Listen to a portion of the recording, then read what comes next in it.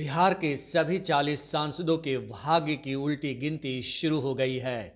इनका कार्यकाल अब 6 महीने से भी कम बच गया है।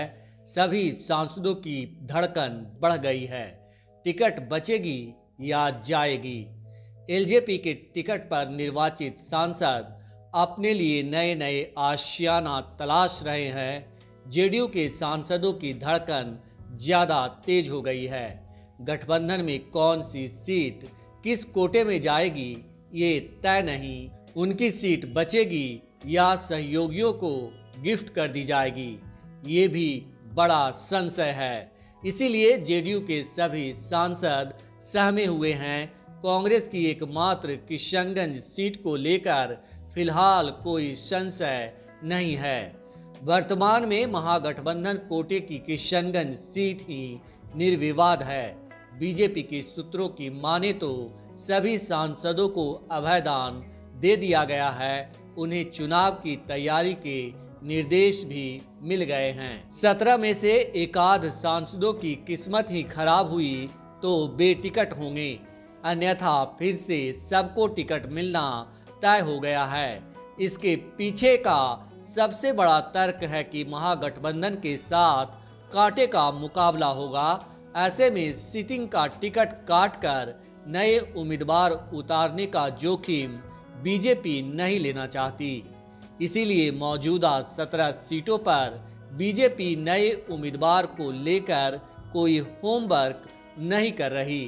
अंतिम समय में एकदम अप्रत्याशित हुआ तो फिर पार्टी कोई क्राइसिस मैनेजमेंट करेगी। बाकी 23 सीटों पर बीजेपी जमकर होमवर्क कर रही है।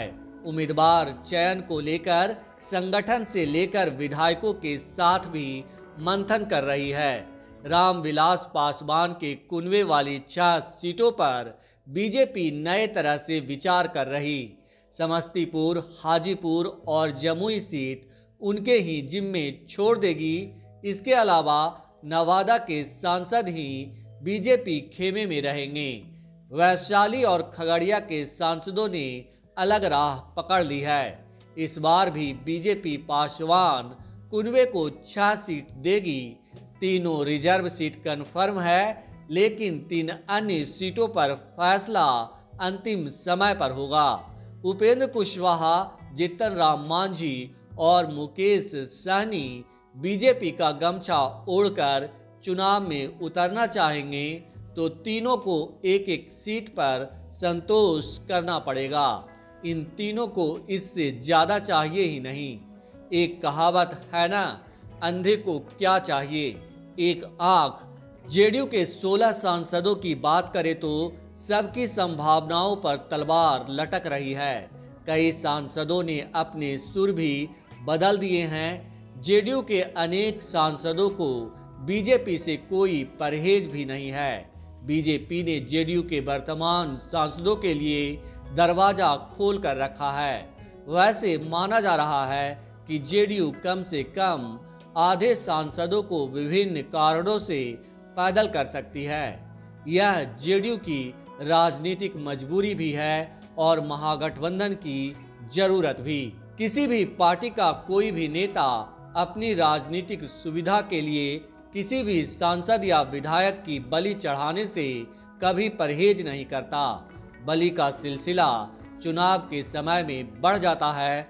चुनाव के साथ नेता का भविष्य और संभावना जुड़ी हुई हो तो बलि को वरदान समझ लिया जाता है। चुनाव जब दरवाजे पर खड़ा है तो वरदान के लिए हर नेता लालायित है। इसके लिए किसी की भी बलि चढ़ाई जा सकती है।